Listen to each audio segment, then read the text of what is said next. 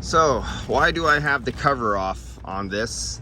And you seen I was getting ready to charge it, and I turned on the thermostat. Of course I was downstairs, but I was monitoring my pressures. So I was in here, and as you can see, since everything is Bluetooth, I was downstairs and I hit the thermostat on. And what happened to my, okay, I hit the thermostat on and my low side went down to 125. Yeah, that's good. This is R410. My high side went all the way up to 438. It's only 65 degrees outside. I'm going, hold on there, Sally. There's something wrong here. So I was downstairs, so I turned around immediately and went back and turned off the thermostat. I could have came up here and hit the disconnect, but I was downstairs closer there. So I opened this up, and what do I find? What's this? Bare wires cut, dangling here, rubbing against the inside of the thing. What do I got here? Look at right there. Where's that go? Bare wires just dangling in here, right up next to the cover. What do I got here? Cut bare wires just dangling there like that when I take off the cover. Are you freaking kidding me?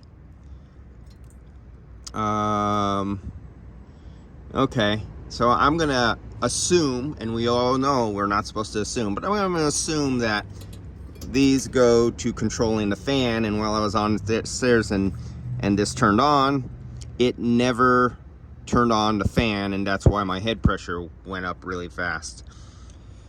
We can see the saltwater corrosion because they're by an ocean, and we can see it starting to rust out at the seam. See right here, it always rusts out like this, and sometimes right down there where that bolt is, you see that rusty bolt, and they'll rust there. They'll rust if it ever breaks through the paint where they weld. It'll pit and it'll get a wormhole all the way through and rust through.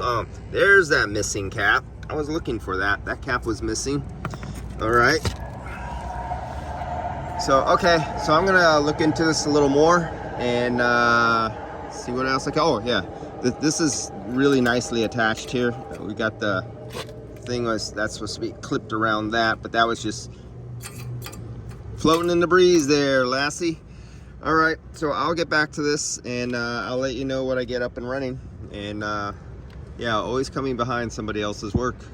I don't care if they don't put on the insulation. Of course, you see I didn't put on the insulation. Their guy's gonna put on the insulation. I'm not doing that. That's not what I'm here. I'm here to get them up and running, not do all the fine detail work. And I have to come back and remove this filter dryer as per carrier's instructions.